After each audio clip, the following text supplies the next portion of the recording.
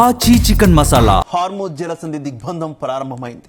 ఈ నేపథ్యంలో 158 Iran navy నౌకలు సముద్రంలో మునిగిపోయాయని, ఇరాన్ నేవీ నౌకలను సర్వనాశనం చేశామని అమెరికా అధ్యక్షుడు ట్రంప్ ప్రకటించారు.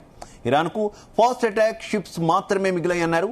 అమెరికా దిగ్బంధనానికి వస్తే వాటిని నిర్మూలిస్తామన్నారు. ఇక మరోవైపు మిడిల్ ఈస్ట్లో 15 యుద్ధ నౌకలను మోహరించారు.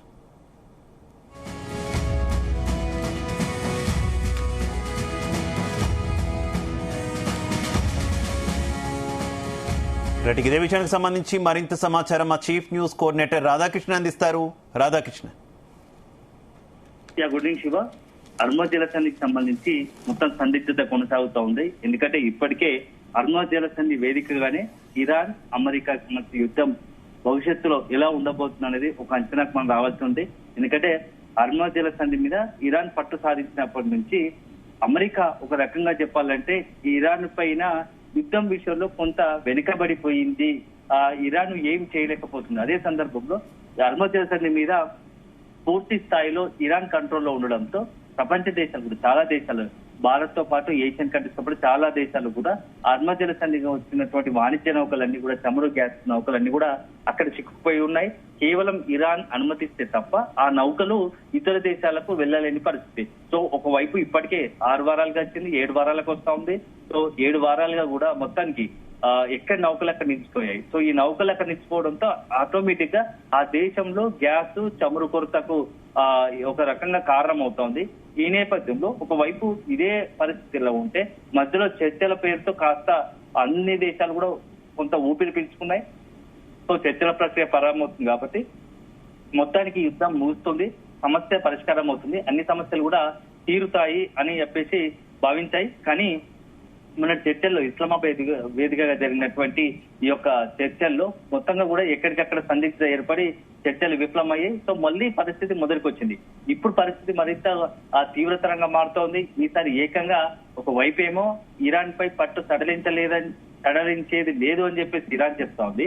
మరోవైపు ఇరాన్ పై ఎట్టి పరిస్థితుల్లో పట్టు బిగిస్తాము, ఇరాన్ ను ఖచ్చితంగా దిగ్బంధిస్తామని చెప్పేసి అమెరికా చెప్తుంది. సో ఇప్పుడు ఈ రెండు దేశాలకు సంబంధించినటువంటి హర్మోజ్ జలసంధి వేదికగా జరిగే ఈ యుద్ధం అనేది ఎలాంటి పరిణామాలకు సాధిస్తుందని చెప్పేసి ప్రపంచ దేశాలు చాలా ఒక రకమైన ఆందోళన పూర్తిపోతున్నాయి. ఎందుకంటే ఇప్పటికే కేవలం 7 వారాలతోనే ఎంత నష్టం జరగాల్సిందో అంత నష్టం జరిగింది.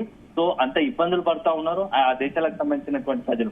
ఇప్పుడు కనుక హర్మోజ్ జలసంధికి సంబంధించి ఒకవైపు 2 దేశాలకు హర్మోజ్ జలసంధి వేదిక యుద్ధం జరిగితే అది ఖచ్చితంగా మొత్తంగా కూడా వాణిజ్య నౌకలను టార్గెట్ చేసుకుని యుద్ధం ఉండబోతుంది. అది పెను విధ్వంసానికి కారణమవుతుంది. సో ఈ నేపథ్యంలో అదే జరిగితే మాత్రం ప్రపంచ దేశాలకు మరింత ఒక తీవ్ర ఇక్కట్లు, ఒక ఇబ్బందికర పరిస్థితులు వచ్చే అవకాశం స్పష్టంగా కనబడుతోంది. ఎందుకంటే గత 2-3 రోజులు జరుగుతున్న పరిణామాల నేపథ్యంలో మనం అంతర్జాతీయ మార్కెట్ లో కూడా క్రూడ్ ఆయిల్ ధరకు సంబంధించినటువంటి పెరుగుతూ పోతుంది. సో మొన్నటి వరకు $100 లోపు ఉన్నటువంటి క్రూడ్ బ్యారెల్ ధర ఇప్పుడు దాని క్రమక్రమంగా పెరుగుతూ పోతుంది.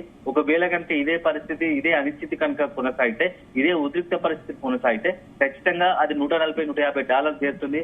అదే చేస్తే అన్ని దేశాలు కూడా ఒక రకంగా ఆర్థికంగా తీవ్రంగా నష్టాలు చవిచూసే అవకాశం ఉంటుంది. ఆ దేశాల ఆర్థిక పరిస్థితి కూడా ఇబ్బంది పడే ఆర్థిక పరిస్థితి పైన కూడా, ఆర్థిక రంగం పైన కూడా తీవ్ర పెను ప్రభావం చూపే అవకాశం ఉంటుంది. సో అన్ని దేశాలు కూడా ఒక రకమైన ఆందోళన చెందుతున్నాయి. ఇలాంటి తరుణంలో ఒకవైపు ట్రంప్ మెట్టు దిగడం లేదు, ఇరాన్ పట్టు వీడడం లేదు. ఈ రెండు కలిసి అసలు ఏం జరగబోతుంది అనేది మాత్రం ఇప్పుడు ఉత్కంఠ నెలకొంది. సో నిన్న మొన్న నుంచి అమెరికా అధ్యక్షుడు డొనాల్డ్ ట్రంప్ చేస్తున్నటువంటి వ్యాఖ్యలు ఏవైతే ఉన్నాయో, మేము హర్మోజ్ జలసంధి దిగ్బంధిస్తాము, మాకు ఇప్పటికే మొత్తం మా యుద్ధ నౌకలన్నీ కూడా హర్మోజ్ జలసంధి చుట్టూ మోహరించాయి, సమయం సందర్భాన్ని బట్టి ఒక్కసారిగా ముప్పేట దాడి చేస్తామని చెప్పేసి కూడా ట్రంప్ ప్రకటిస్తున్నాడు. సో ఇప్పటికీ ఇరాన్ సంబంధించిన నౌకలన్నీ కూడా, అంటే యుద్ధ నౌకలన్నీ ధ్వంసం చేశాము, ఇప్పుడు ఇరాన్ కు అసలు అటాక్ చేయడానికి షిప్స్ మాత్రమే, కేవలం ఎక్కడ కూడా షిప్స్ లేవు, మొత్తం కూడా యుద్ధ నౌకలు లేకుండా పోయాయి.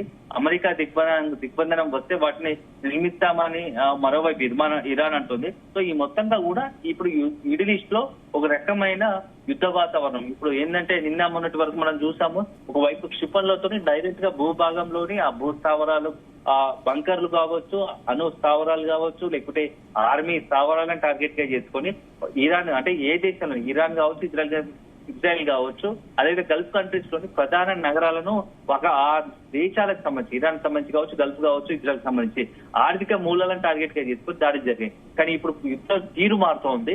యుద్ధం ఏకంగా సముద్రంలోనే ఒక పెద్ద, అంటే మనము ఒక రకమైన ఒక పెను తీవ్ర యుద్ధానికి ఒక నాంది పలకపోతుందా సముద్రంలో. ఎందుకంటే హర్మజ్ జలసంధి గుండా జరిగే ఈ యొక్క ప్రస్తుతం ఏదైతే చుట్టూ జరుగుతున్నా ఉందో ఆ పరిణామాలు మాత్రం మరొక పెద్ద యుద్ధానికి అవకాశం దారితీసే పరిస్థితులు కనబడుతూ ఉన్నాయి. ఎందుకంటే ఒకవైపు ఇప్పటికే యుద్ధ నౌకలు మోహరించబడ్డాయి కాబట్టి సో ఈ పరిస్థితులు ఇట్లే ఉండవు. ఒకవైపు ఇప్పటికే దీనికి సంబంధించి ఇరాన్ కి సంబంధించి కూడా కొంత లోపల ఇటు రష్యా కావచ్చు, చైనా కావచ్చు, అదేవిధంగా ఉత్తర కొరియా దేశాలు ఒకవైపు తెర వెనుక మద్దతు తెలుస్తూ ఉన్నాయి. సో అదే కనుక ఇరాన్ పైన హర్మజ్ జలసంధి విషయంలో అమెరికా కనుక ముందస్తుగా దాడి చేస్తే ఖచ్చితంగా అమెరికా పైకు అదే స్థాయిలో ఇతర దేశాలు కూడా ఓ రకమైన తీవ్ర విమర్శలు చేసే పరిస్థితి, అవసరమైతే ఇరాన్ కు మద్దతుగా నిలబడే పరిస్థితి. అదే జరిగితే ఇరాన్ కు ఎవరైతే మద్దతులు ఇస్తారో ఆటోమేటిక్ గా అమెరికా నుంచి దాడి ఎదుర్కోవాల్సి వస్తుంది. ఇదంతా చూస్తుంటే ఒక రకమైన ఇప్పుడు మిడిల్ ఈస్ట్ లో నెలకొన్నటువంటి యుద్ధము